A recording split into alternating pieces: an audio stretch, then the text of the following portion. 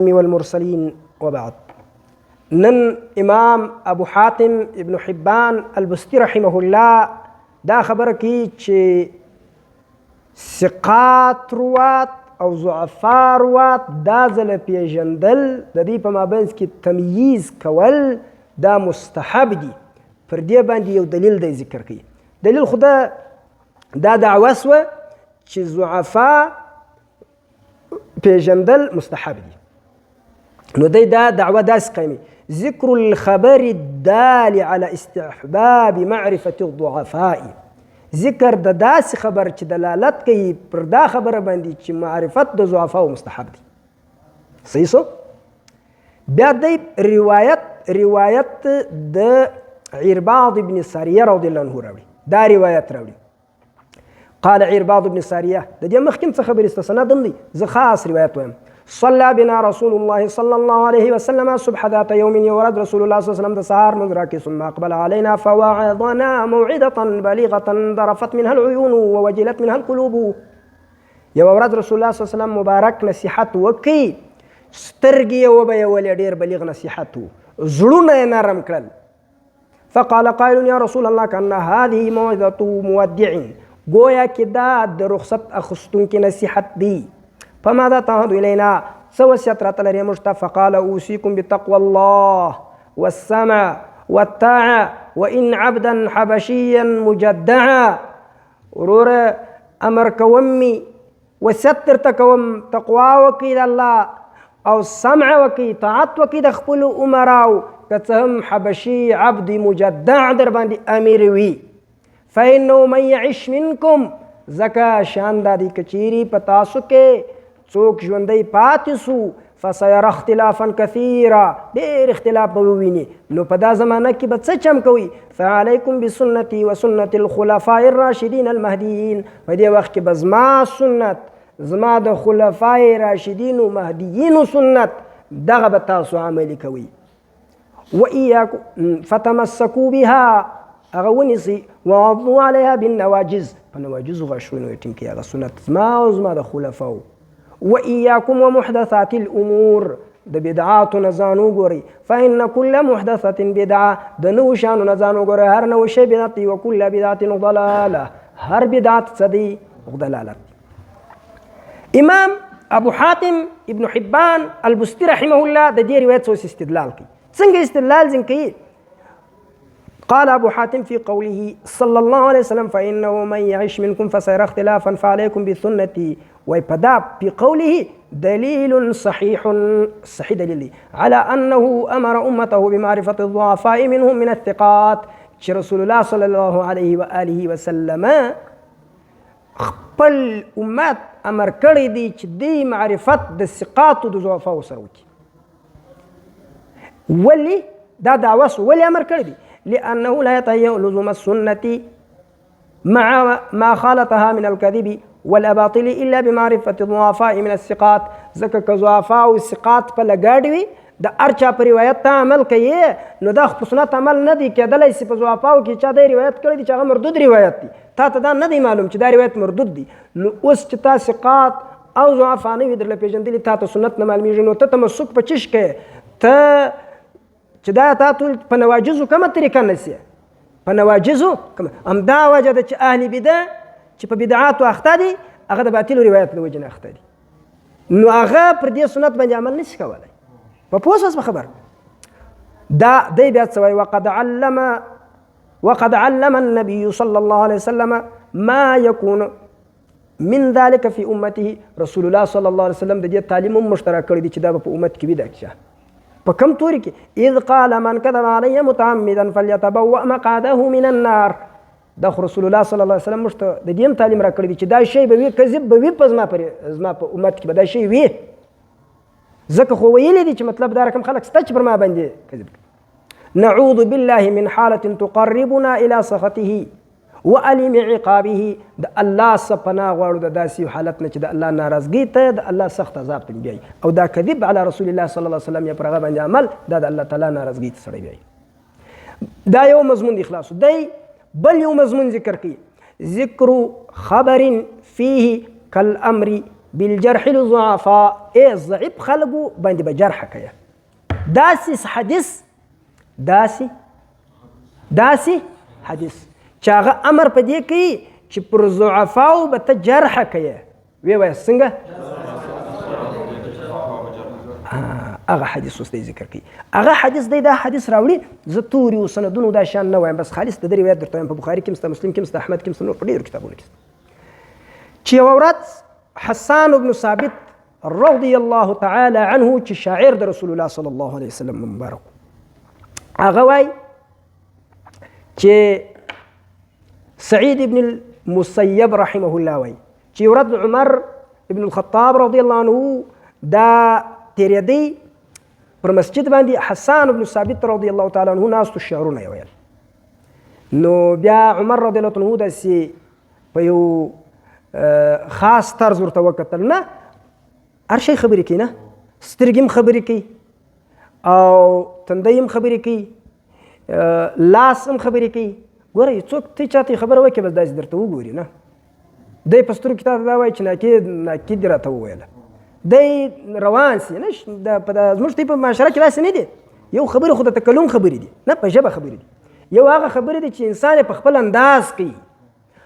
په سترګو کې هم خبرې شته، په پښه کې هم د دروازې په بندولو کې هم خبره شته. ووځي دروازه ټک یې سي بندې کړي، نو د دې دا معنا ده چې یعنې معنا زه وخښمېدم لاړم، دا درته وویل تا ته. صحیح شو؟ نو حضرت عمر فاروق رضی الله عنه داسې ورته وکتل. حسان ابن ثابت رضی الله عنه هغه ورته وویله چې په دا مسجد کې ما دا اشعار ویلي دي، په دې کې داسې څوک من هو خیر منکم چې هغه درته څه شو خیر. بیا حسان ابن ثابت رضی الله عنه ابو هريره رضی الله عنه ته وویل استاد قسم په خدای انشدك الله هل سمعت رسول الله صلى الله عليه وسلم يقول يا حسان اجب عني.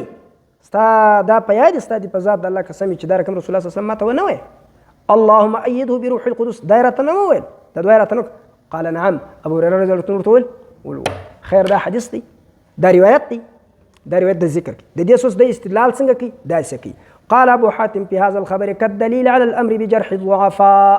په دې روایت کې لکه دلیل پر چش باندې، په امر باندې پر چش باندې جرح د ضعفاء باندې چش سوی دی، امر سوی دی. را سره واسطه په توجه را سکشنی. لان النبي صلى الله عليه وسلم قال لحسن اجب عني.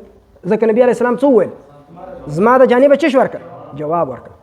فانما امره ان يذب عنه ما يتقول عليه المشركون. حسان رضی الله عنه یې په هغه وخت کې امر کوي چې مشرکانو دته کوم بد رد ویل د دې دپاره. اوس فاذا كان في تقول المشركين على رسول الله صلى الله عليه وسلم يأمر، دا په اصل نسخه کې امر دی، دا زموږ په نسخه کې فامر دی، خو یامر ښه څه لګي. په هغه کې رسول الله صلی الله علیه وسلم امر کاوی ان یذب عنه چې د ده نه د دفاع وکړی سي، ان یذب عنه چې د ده نه د دفاع وکړی سي. وان لم يضر كذبهم المسلمین، که څه هم د مشرکانو هغه هم د تکذیب کوي، هغه هم پر ده باندې د ځانه ناک خبرې تړلې، هغه مسلمانانو ته ضرر رسوي، د مشرکانو رسوي، هغه مسلمانانو ته خود ضرر هغه نه رسوي. په دې معنا سره چې یعنې د احکامو په معنا سره شي، دغه خو خود ضرر ورسوي، خو د احکامو په معنا سره وایي چې هغه ضرر نه رسوي. ولا احلوا به الحرام، نه مشرکان داسې دي چې په دا تقول کې دوی څه چم کولی شي، حلال حرام حلالولی شي. ولا حرموا به الحلال، نه په دې تقول سره دی دا یو شی نشي کوي. نو كان من كذب على رسول الله صلى الله عليه وسلم من المسلمين الذين يحل الحرام ويحرم الحلال برواية أحرى أن يأمر بذب ذلك الكذب عنه. نو چې د مشرکانو شی چې په احکامو کې هېڅ تاثیر نه لري، د هغه دپاره د دفاع حکم کړی دی، د مسلمانانو د په طریقه اولا سره کړی دی. ځکه هغه خو چې دا کذب وکړي حلال حراموي، حرام حلالوي، په دا طریقه باندې ګوره دعوه د چش کړې وه چې امر دی په جرح د چا باندې، دلیل دا پر قایم کړي چې ګوره په دې کې هلته لا جرح وه، هلته دی ورته وایي چې جرح پر وکړه یا حسانه، پر مشرکانو چش وکړه جرح وکړه. نو هغو کار خود نه درلود. او اوس چې کوم چا د دا رقم وي چې حلال و حرام باندې دلته په طریقه اولا باید جرح وشي، په پوس واسطه په طرز استدلال. بیا دی وایي ابو حاتم ابن حبان البستي رحمه الله وي وارجو ان الله تبارك وتعالى يؤيد من فعل ذلك بروح القدس كما دعا لحسان بذب الكذب عنه. څوک چې د الله د رسول د احادیثو دفاع کوي کېدلی سي چې الله د دعا د په حق کې د قبوله کړي. وقال اللهم ايده بروح القدس، په روح القدس باندې به الله پاک د تایید وکړي کوم چې د رسول الله صلی الله علیه وسلم مبارک نه چش کوي دفاع کوي.